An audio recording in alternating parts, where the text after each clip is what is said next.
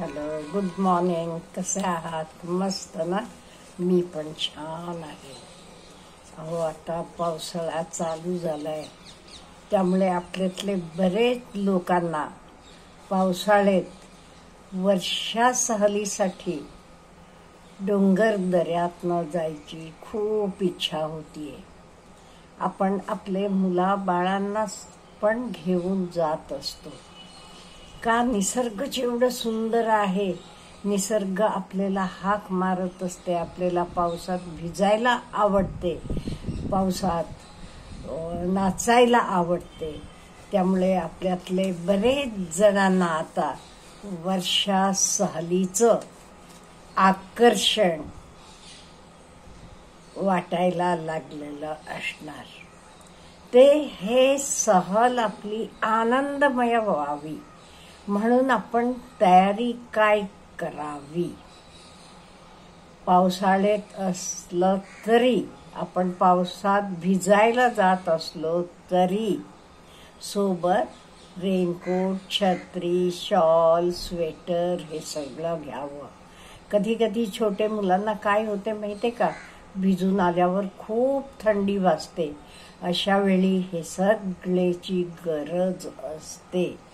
खायला भरपूर खाद्यपदार्थ असावे, प्यायला शुद्ध पाणी असावं आणि सोबत चांगले प्रकारचे पावसाळी शूज वगैरे घ्यावे. हे झालं जाताना. काही तुमची नेहमीची औषधं असली की ती पण घ्यावी. हे सगळं झाल्यावर आपण एंटर करताना कुठेही वन विभागाचं असलं तर तिथे नोंद करूनच एंट्री करावी. का? ह्याच्यामुळे वनविभागाला म्हणा किंवा ते नाक्यावरचे प्रवेशस्थळी आपली नोंद होतीये. आणि इथे आपण फिरत असताना का नाही, घड्याळाकडे सारखं बघावं लागते. का? आपल्याला दुपारची वेळ, संध्याकाळची वेळ काही समजत नाही. का? म्हणजे धुकं पडलेलं असते, पावसाळी वातावरण असते, सगळीकडे आभाळ भरलेलं असते, उन्हाचं काही लवलेशही नसतो तिथे. त्यामुळे आपल्याला संध्याकाळ झालेली कळत नाही. त्यामुळे घड्याळाकडे अधूनमधून लक्ष घ्यावं. आता आपण ही झाली जायची तयारी. आपण आता निघतोय. पावसाळी वातावरण खूप सुखद असते, पण निसर्गाचं आपण ऐकायला पण पाहिजे. का? अचानक पाऊस कोसळतो, अचानक दरडी कोसळतात, घाटी कोसळतात आणि त्याचे शिवाय हे सगळं आपले शहरी माणसांना नवीन असते. त्यामुळे आपण वनविभागाचे कर्मचारी, स्थानिक लोक काय सांगतात हे ऐकायला पाहिजे. धबधबेजवळ आपण जातो, गड किल्ल्यांवर जातो. अशा वेळी आपण आपले सोबत असलेले ज्येष्ठ नागरिक असतील, मुलं असतील, यांची खबरदारी घ्यायला पाहिजे. हल्ली आणि लोकांचं काय झालं माहिती का? कुठे गेलं तरी फोटो काढायचे, फोटो सेशन्स, रील्स. ते स्वतःची सुद्धा काळजी घेत नाही. अशा वेळी तुम्ही रील्स करताना, फोटो काढताना जरा काळजी घ्या. तुम्ही कुठे आहात हे बघा, निसर्गाचा आनंद घ्या. आनंद घेता घेता स्वतःची काळजी पण घ्या. आता पर्यटक बहुतेक वेळेला कुठे चुकतात, काय चुका होतात हे थोडक्यानं आपण बघूया. पहिली गोष्ट, गड किल्ल्यांवर जाण्याचा अट्टहास. गड किल्ले चढताना स्थानिकांचे सूचनाकडे आपण कानडोळे करतो. आपण म्हणतो, हे ना काय कळते, मला जमते सगळं, मी जाऊ शकतो, असं आपण विचार करतो. असं करायचं नाही. आपण स्थानिक लोक सांगतात, त्यांना तिथला अनुभव आहे, त्यामुळे हे ऐकायला पाहिजे. आणि नद्या, किंवा धबधब्यांचे ठिकाणी वनकर्मचारी सूचना देतात त्या ऐकायला पाहिजे, किंवा कधी कधी तिथे बोर्ड लिहिलेले असतात ते पण आपण नीट वाचून बघायला पाहिजे. आणि बरीच लोक काय करतात माहितीये का, प्रवेश फी वाचविण्याचे नादात वनविभागाचे तपासणी नाके चुकवून प्रवेश करतात. असं केलं की काय होते, त्यांच्याकडे आपल्या नोंदी नाही राहत, आणि नोंदी नाही राहिल्या की पुढे काही बरं वाईट घडलं तरी त्याचं काही नोंद घेतली जात नाही. धबधब्याजवळ जाऊन सेल्फी काढणं, फोटो काढणं हे बरेच लोकांचे, तुम्हाला माहित आहे, बरेच लोकांना ह्यातनं खूप त्रास होतो. कधी कधी पाय घसरून पडतात, कधी कधी जीवावर पण बेतू शकते. त्यामुळे ह्याची काळजी घ्यायला पाहिजे.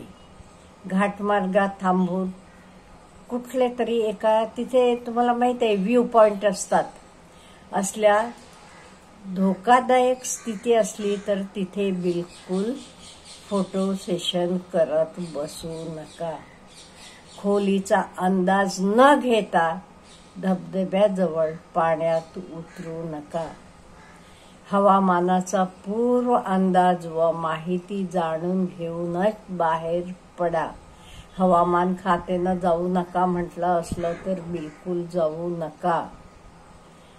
आणि बरीच लोक काय करतात, एन्जॉयमेंट म्हणजे ड्रिंक्स घेणे, असलं सगळं गोष्टी करतात आणि त्यातनं काहीतरी नको तर घडते. त्यामुळे ही काळजी घ्या. तिथे आपण आनंद घ्यायला घेतो, आनंदासाठी कोणालाही नशेची, मद्यपानाची गरज नसते. जे सुंदर दिसते तर बघूया, आपण निसर्गाचा आनंद घेऊया. आणि मेन एक म्हणजे पावसाळी आपण पर्यटनाला, म्हणजे वर्षा पर्यटनाला जाताना आधी आपल्या गाड्या नीट तपासून घ्यायला पाहिजे. काही दुरुस्ती हवी ते दुरुस्ती करून घ्यायला पाहिजे, नाही ते मध्ये तुम्हाला कुठेतरी ही वाहनं त्रास देतील. आणि आपले कपडे, आपले शूज म्हणजे पावसाळी ह्याला अनुकूल रीतीचे घालायला पाहिजे. हे का सांगते म्हणजे हल्ली आपण रोज पेपरला वाचतो, बातम्यात ऐकतो, वर्षा सहलीसाठी लोक जातात, आनंद घ्यायला जातात, आणि खरं घडते काहीतरी वेगळंच. आणि हे कोणाची चूक आहे म्हटलं तर चूक आपलीच आहे.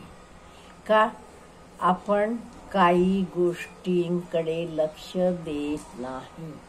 आणि मेनली हल्ली काय लोकांचं चुकते, रील्स बनवणं, फोटो काढायचं, ह्याच्यासाठी ते अगदी पायाखाली कुठे आपण उभा आहोत हे सुद्धा बघत नाहीत, स्वतःची काळजी घेत नाहीत. असं करू नका. कुठलाही आनंद घेण्यासाठी गेलेलो आपण हे जीवावर बेतू नये. त्यामुळे आनंद घ्यायचा आपण, पण त्याचं पूर्वतयारी व्यवस्थित करायची. एस्पेशली आपल्याबरोबर मुलं बाळं किंवा इवन ज्येष्ठ नागरिक असले की जरा जास्त काळजी घ्यायला पाहिजे. व्यवस्थित प्यायचं पाणी घ्या, खायचं वगैरे घ्या, उबदार कपडे घ्या, राहायची सोयी आधीच बुकिंग करून ठेवा. नो डाऊट तुम्ही म्हणाल डोंगरावर वगैरे गेल्यावर कुठे कुठे शुद्ध पाणी प्यालं तरी आजारी पडत नाही. हो, मलाही माहीत आहे. माझी नात आणि मुलगा सहसा जातात. ते एक नदी तिथूनच उगम होतीये आणि येतीये खाली भोकरजवळ. तिथे ते कायम त्या नदीचं पाणी पितात, खूप गोड असते आणि कधी आजारी पडत नाही. गेले 2 वर्षापासून दरवर्षी ते जातात. पण सगळीकडे असं होत असते असं नाही. त्यामुळे तुम्ही वनविभागाची जरा मदत घ्या. त्यांच्याकडनं आधीच जरा तिथली सगळी माहिती करून घ्या. का म्हणजे ते सांगतात तिथे कुठले प्राणी येतात, कशाची काळजी घ्यायला पाहिजे, हे सगळं व्यवस्थित सांगतात. आणि मस्तपैकी जावा आणि मस्त एन्जॉय करा.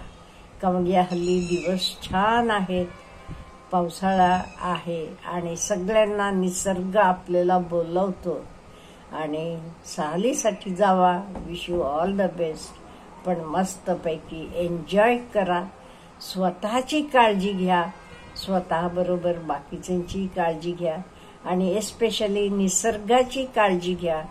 जिथे जाता तिथे प्लास्टिक, कचरा वगैरे टाकायचं हे काही करू नका. अच्छा, हॅव ए गुड डे.